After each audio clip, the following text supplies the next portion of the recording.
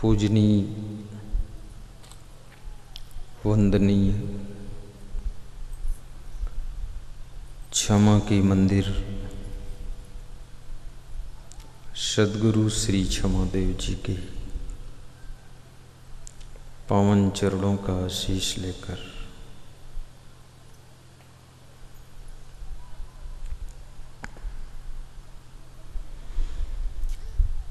ग्राम कुंदी कला, डिस्ट्रिक्ट बलरामपुर, छत्तीसगढ़ प्रदेश की पावन भूमि पर समस्त ग्रामवासियों, क्षेत्रवासियों के सहयोग से आयोजित सुखद सत्संग की सरिता में हम और आप निमज्जन करेंगे, जीवन को कृतार्थ करेंगे। संसार को शांति का संदेश देने वाली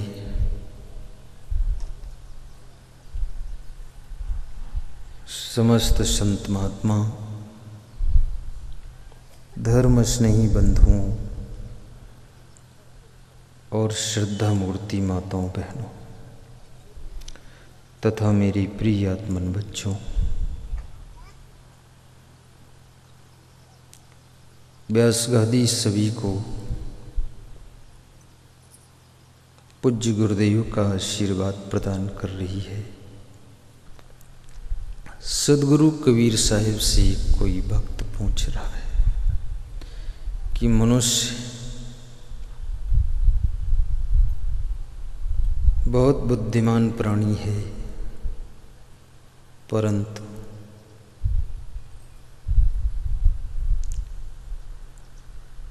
कितनी अधिक से अधिक गंदी आदतों का शिकार हो जाता है।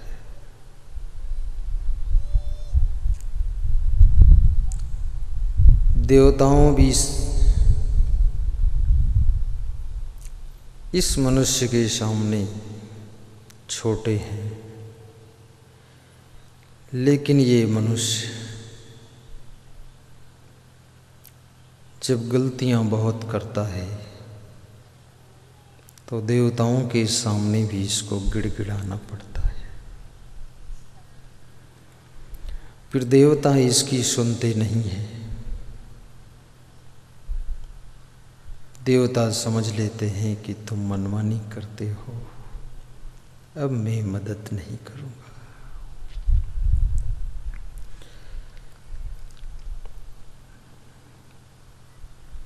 मेरे गुरुवर एक कथा सुनाते थे।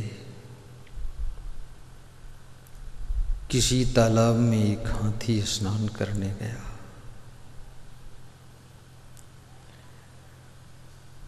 तो तालाब का एक मेढक था जो तालाब का मुखिया था। उसने हाथी को आंख दिखाया और कहा, अंदर पैर मत रखना, नहीं तो एक लात मारूंगा, कचूमर निकल जाएगा।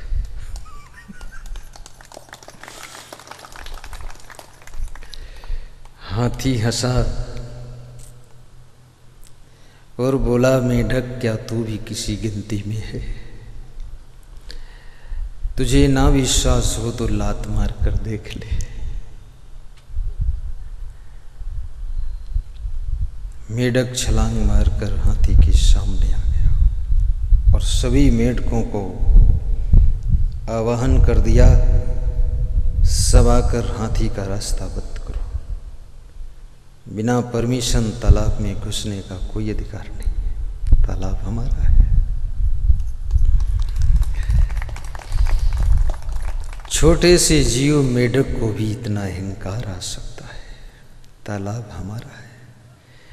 मछलियां कहती हैं तालाब हमारा है, जलीय अन्य जंतु सब कहते हैं तालाब हमारा है, और हाथी कहता है तालाब हमारा है। जिस घर को तुम कहते हो ये घर हमारा है, उस घर में रहने वाले चूहों से पूछो घर किसका है, तो चूहे कहते ये घर हमारा है।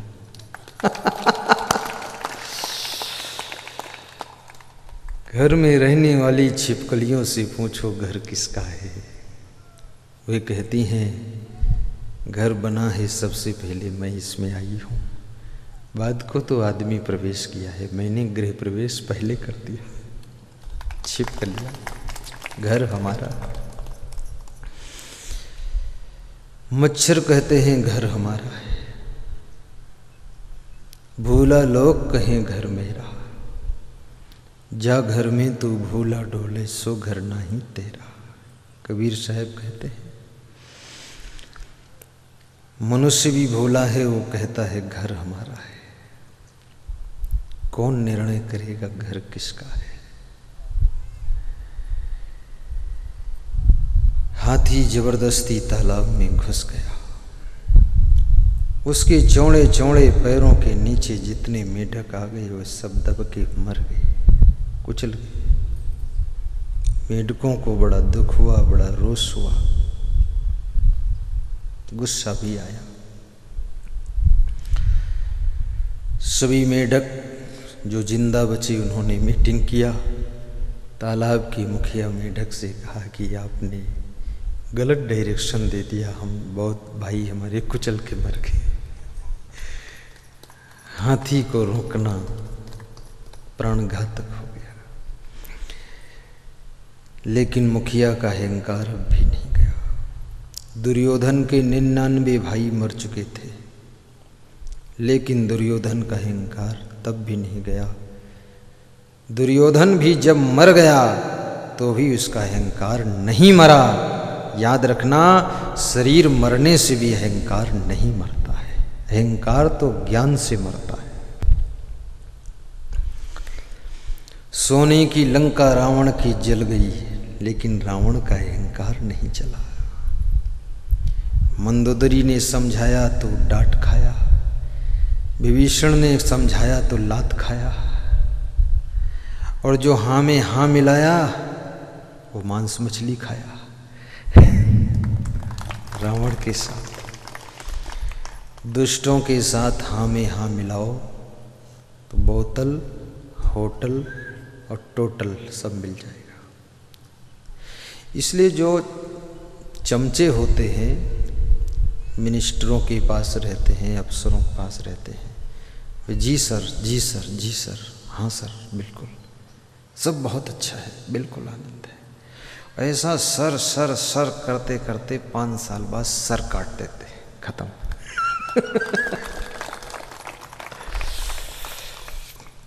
बहुत मुश्किल है। मेढकों का मुखिया कहता है कि सब चलो शिव जी के पास और उनसे हम लोग मदद मांगे, उनके सहयोग से अनुशासन बन सकता है। शिव जी के पास कुछ मुख्य मेढक गए, शिव जी से कहा कि हमें कोई ऐसा सहयोग दीजिए जिससे कि हमारे तालाब में कोई घुस न सके बिना इजाजत, अनुशासन बना रहे, गौरव कायम रहे। शिव जी ने कहा आने का कष्ट क्यों किया, वहीं से टेलीफोन लगा देते, व्यवस्था हो जाती। शिव जी ने कहा वापस लौट जाओ, व्यवस्था हो जाएगी। सब मेढक खुशी से वापस आ गए। शिव जी ने सहयोग के लिए, सुरक्षा के लिए अपना वाहन भेजा, बैल भेजा, और बैल से कहा कि तालाब के चारों ओर राउंड मारते रहना, कोई जबरदस्ती घुसने न पाए सहयोग को। जब शिव जी का वाहन बैल आया, तालाब के चारों तरफ राउंड मारना शुरू किया, तो उस बैल के पैरों के नीचे हजारों मेढक कुचल कर मर गए। फिर मेढकों को बड़ा दुख हुआ कि जो सहयोग देने आया उसने तो और ज़्यादा को मार डाला।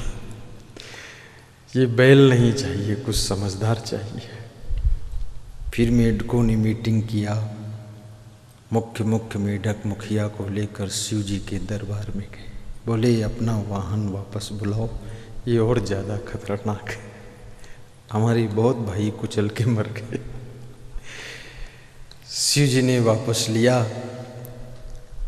मेढकों ने कहा कोई दूसरा शांत वाहन भेजो, शांत चीज जानी चाहिए। शिव जी ने कहा तुम जाओ, व्यवस्था बन जाएगी। मेढक लौट आए दूसरे दिन। शिव जी जिस शिला पर बैठकर तपस्या करते थे, उस शिला को उठाकर वहां से फेंका कि जाओ तुम मेढकों की रक्षा करना। और वो शिला आकर, बहुत बड़ी शिला जोर से तालाब के किनारे गिरी तो हजारों मेढक एक साथ कुचल के मर गए। मेढकों को बड़ा दुख लगा कि शिव भी बहुत कठोर है। अब शिव के पास फिर चलो। फिर गए, बोले शिला वापस ले लो। इसमें तो एक ही बार में आधा परिवार कुचल गया। शिव जी ने कहा कि तुम्हारी रक्षा कोई नहीं कर सकता है। क्यों? क्योंकि तुम स्वयं सब लोग अनुशासन में रहना नहीं जानते हो। कोई इधर कूदता है, कोई उधर फुदकता है, कोई उधर उछलता है। तो मेरी तरफ से जितनी सुरक्षा व्यवस्था होगी उसमें तुम ही मरोगे पहले। इसलिए ऐसे ही रहो, तालाब में जो घुसे तो घुसने दो, ज़्यादा अहंकार मत बढ़ाओ। मेढक जैसे इस आदमी को भी अहंकार कभी कभी आता है। उस अहंकार के कारण ये मनुष्य बहुत सी गलतियां भी करता है। अहंकार गलती करने में मदद करता है, इसलिए विनम्रता की जरूरत है। कबीर साहिब कहते हैं, न हरि भजस न आदत छोटी, हरि बिनु भर्म बिगुरचिन गंदा। हरि यानी आत्मबोध जब तक नहीं होगा तब तक ये मन की उलझन भी नहीं मिटेगी, क्रोध भी नहीं मिटेगा, और ना तो टेंशन दूर हो। कहीं पर 1000 लोग बैठे हों, सबके चेहरे गौर से देखो। सबके चेहरों के अंदर एक बड़ी बड़ी फैक्ट्री चल रही है, दिमाग के अंदर, खोपड़ी में। सब बहुत सोच रहे हैं, बहुत चिंता में हैं, बहुत उलझे हुए हैं। जहाँ बैठे हैं वहाँ का आनंद नहीं ले पा रहे हैं, जहाँ नहीं है वहाँ का दुख भोग रहे हैं। इसलिए मनुष्य भोजन करता है, बहुत कम कहता है कि आनंद आया है, क्योंकि वो वहाँ था नहीं। उसका केवल शरीर था, मशीन जैसे पेट में भर लिया है। आनंद का अनुभव करने वाला मन बहुत दूर उलझन में फंसा था। किसी घर में एक स्त्री रोज बहुत अच्छा भोजन बनाती थी, स्वादिष्ट, शुद्ध, पवित्र। स्वादिष्ट भोजन बनाना भी कठिन है। बहुत प्रेम से बनाओगे, बनाना सीखोगे तो स्वादिष्ट बनेगा, अन्यथा रोज कुछ न कुछ डिस्टर्ब रहेगा। कहीं दाल में नमक कम हो जाएगा तो मिर्चा ज़्यादा हो जाएगा, कहीं सब्जी में नमक ज़्यादा हो जाएगा तो मिर्चा भूल जाएगा, कहीं डबल धनिया झोंक दोगे, कहीं दाल का मसाला सब्जी में डाल दोगे, आटा में हल्दी मार दोगे। जिसके मन में उलझन है उसका भोजन स्वादिष्ट नहीं बनेगा। और भोजन में नंबर 1 भोजन स्वादिष्ट बनाना चाहिए। स्वादिष्ट भोजन स्वास्थ्य के लिए लाभदायी है। ऐसा नहीं कि जो मिल जाए पेट भरना और क्या करना है। पेट कोई बोरा थोड़े है जो भर लो उसमें। पेट भी समझदार है, अगर ऊट पटांग भेजोगे तो डाइजेशन नहीं करेगा, फिर कच्चा माल बाहर निकालेगा। सही भेजना पड़ेगा, उसमें तबीयत खराब हो जाएगी। स्वादिष्ट हो और भोजन शुद्ध भी हो। गंदे हाथों से मत बनाओ, बालों को खुजला कर आटा मत मारो, बड़े बड़े नाखून से आटा मत मारो, नाखून काटो। अब तो नाखून रखना फैशन है। शरीर में भले बिल्कुल नहीं है खून, पर शेर जैसे लंबे लंबे हैं नाखून। वही नाखून इशारा दे रहे हैं कि तुम्हारा खून निकाल लेंगे, हमारे में तो बचा नहीं पर तुम्हारे मारेंगे। नाखून काट डालो, इसके फैशन में मत पड़ो, उनमें मैल भर जाता है। आटा माड़ोगे, नाखून में भरा हुआ मैल आटा में गूंथ जाएगा, फिर वो रोटी में चला जाएगा, और रोटी से फिर तुम खाओगे तो पेट में चला जाएगा। फिर कहोगे कुछ तबीयत ठीक नहीं है। तबीयत क्या, जब मैल रोज खा रहे हो, कहाँ से ठीक हो। शुद्धता भी रखो। भोजन में शाकाहारी भोजन भी हो, उसमें मांस, मछली, अंडा, मुर्गा, बकरा, भैंसा, गाय, सुअर, कौवा, कबूतर, केचुआ, गिंजाई, बिच्छू, सांप, ये सब ना हो। ये आदमी बड़ा खतरनाक दिमाग का है, जिसको देखता है उसका टेस्ट लेना चाहता है। इसकी नजरों से जो बच गया वही सुरक्षित है, नजर में आ गई फिर ऑपरेशन कर देगा। लोग चूहों को भी खाते हैं, सांप को भी खाते हैं। मनुष्य जीवन पाकर ये सब खाना, खीर बनाकर खाओ, सिमई बनाकर खाओ, हलवा खाओ, पूड़ी खाओ, कचौड़ी खाओ, और छत्तीसगढ़ी भाषा में कटवा खाओ, और क्या बोलते हैं इसमें, जो बोलते हो हमें मालूम नहीं यहाँ के पकवानों के नाम। लेकिन मनुष्य के खाने के लिए काजू किशमिश भी है, बादाम छुहारा भी है। ये मुर्गी कितनी गंदी है, सब घूरे का कचड़ा खाती है, कीड़े मकोड़े खाती है, गंदगी खाती है, और उस मुर्गी को आदमी खाता है और कहता है कि बहुत विटामिन मिला है। तो मैं कहता हूँ तो घूरे का कचड़ा कल से खाना शुरू करो, डायरेक्ट विटामिन भरो, फिर मुर्गी का माध्यम क्या लेना, इतना विटामिन क्या करोगे। शुद्ध शाकाहारी भोजन हो, जियो और जीने दो का फार्मूला लेकर चलो। जीव दया और आत्म पूजा, कहीं कबीर धर्म नहीं दूजा। जीवों पर दया करो, आत्मा की पूजा करो, जीवों को सताओ मत। जिसके दिल में दया का खजाना नहीं, राम का नाम लेने से क्या फायदा।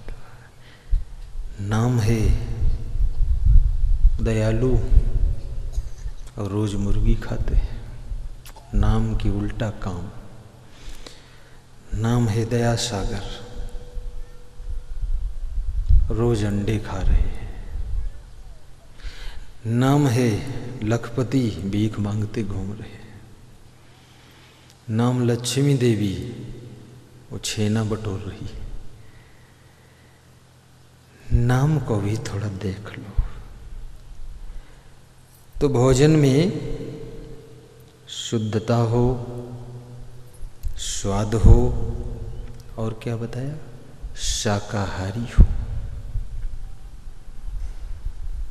मांसाहारी भोजन हो।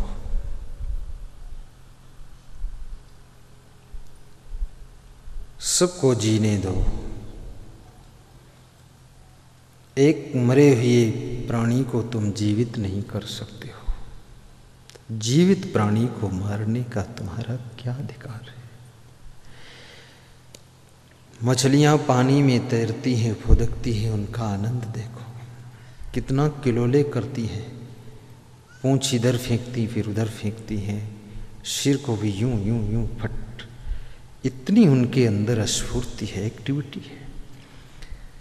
इन किलोले करने वाली मछलियों को, जल के अंदर क्रीड़ा करने वाली मछलियों को, आनंद लेने वाली मछलियों को तुम फंसा कर मार कर जाल में खा जाते हो।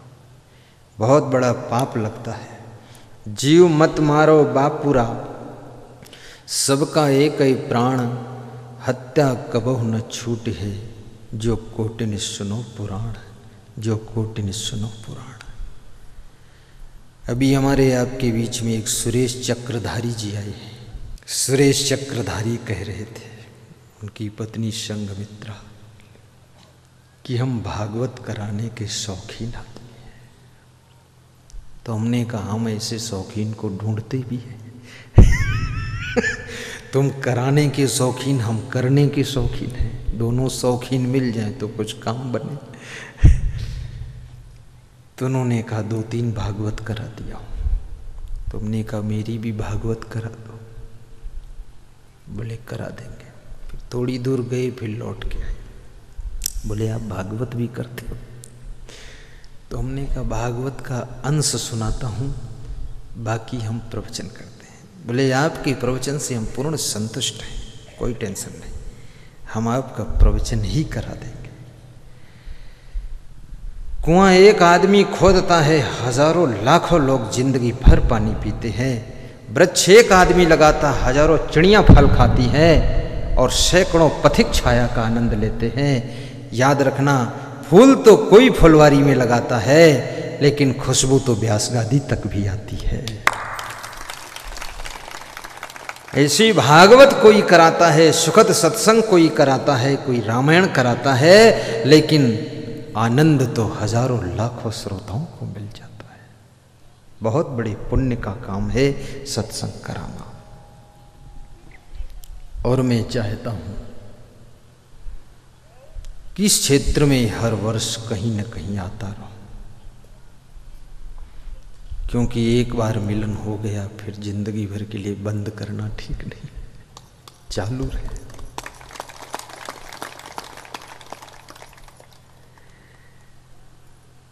मोबाइल भी 24 घंटे बात करने के बाद चार्जिंग पे लगाना पड़ता है। ये हमारा मन भी मोबाइल है, इसको अगर सत्संग के चार्जर में न लगाया जाए तो मन इतना डिस्चार्ज हो जाएगा, अंधेरे में भटका देगा। अगर सत्संग में चार्ज कर लिया गया तो ये मन तुम्हारी जिंदगी को मंदिर बना देगा, मंदिर बना देगा। एक स्त्री रोज अच्छा भोजन बनाती थी, यही थी ना? मन से बनाती थी, भाव से बनाती थी, रसोई को अच्छा साफ करती थी, बर्तनों को ठीक से धोती थी, उसके बाद सफाई से सब्जी काट कर रमनियाँ करके चावल दाल साफ करके प्रसन्न होकर बनाती थी। लेकिन घर में जो लोग खाते थे चुपचाप खा लेते थे और चले जाते थे, कुछ बोलते नहीं थे। अच्छा काम करने वाले व्यक्ति के मन में एक इच्छा रहती है कि मैं जो अच्छा करता हूं कम से कम एक शब्द धन्यवाद का भी मिले।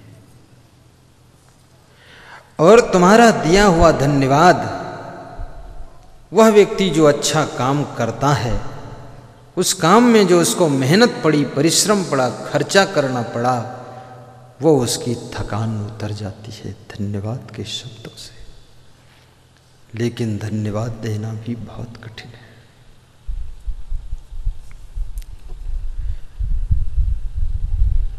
एक दिन उस स्त्री ने मन में सोचा, हमारे घर के पुरुष लोग रोज खाते हैं, कहते कुछ नहीं है, क्या इनको पता नहीं चलता है हम क्या खा रहे हैं? शायद ये अनजान है, देखते ही नहीं है क्या? इनको दिखाई नहीं देता है क्या? ये खाते हैं, कुछ कहते नहीं हैं, चुपचाप खाकर चले जाते। 20 साल हो गए भोजन बनाते खिलाते।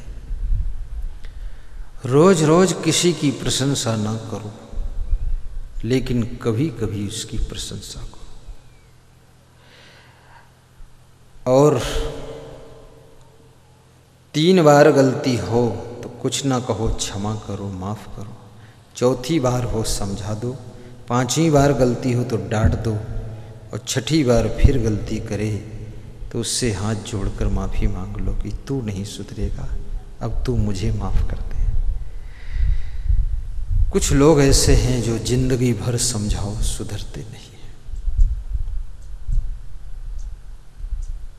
वो पशु योनि से आए हुए हैं, उनके पाप खत्म हो चुके हैं, कुछ पुण्य उदय हुए तो पशु योनि की यात्रा समाप्त हो गई। अब मनुष्य योनि में आ गए तो पशु योनि की नासमझी अभी गई नहीं, चाहे जितना समझाओ वो पशुता छोड़ते नहीं। लेकिन जो मनुष्य योनि से पुनः मनुष्य योनि में जन्म लेता है उसके लिए तो केवल इशारा काफी हो जाता है। और जो मनुष्य योनि में साधना करके, भक्ति करके, सत्संग में डुबकी लगा करके पुनः मनुष्य योनि में जन्म लेता है तो उसको समझाना नहीं पड़ता है, फिर केवल इशारा काफी है।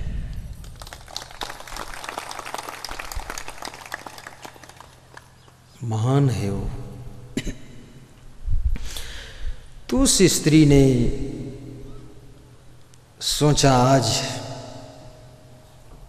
अपने घर के पुरुषों की परीक्षा करो कि इनको दिखता है कि नहीं दिखता, क्या खा रहे हैं। तो सबकी थाली में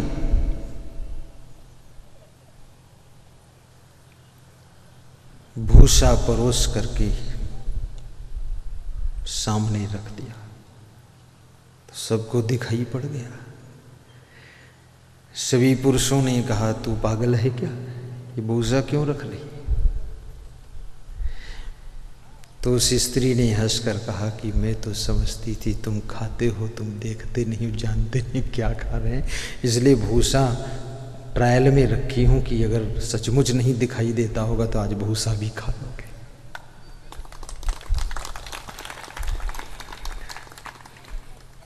पुरुषों ने कहा भूसा क्यों रखा? बोले 20 साल हो गए प्रेम से भोजन बनाती हूँ, इतना स्वादिष्ट, रोज नए नए आइटम भी बनाती हूँ, कभी नहीं कहा कि आज आनंद आ गया, अच्छा लगा, इसलिए भूसा रखी हूँ। भूसा कैसे पता चल गया? क्यों नाराज हुए? इतना अच्छा अच्छा बना कर खिलाया तो कभी खुश नहीं हुए, आज भूसा खिला दिया तो फिर बहुत नाराज हो गए। तो उस स्त्री ने कहा कि जो अच्छा कार्य करे कभी कभी उसकी प्रशंसा भी कर दिया करो, तो उससे थकान मिट जाती है। अपने घर के पुरुषों को प्रशंसा करना सिखा दिया उसने।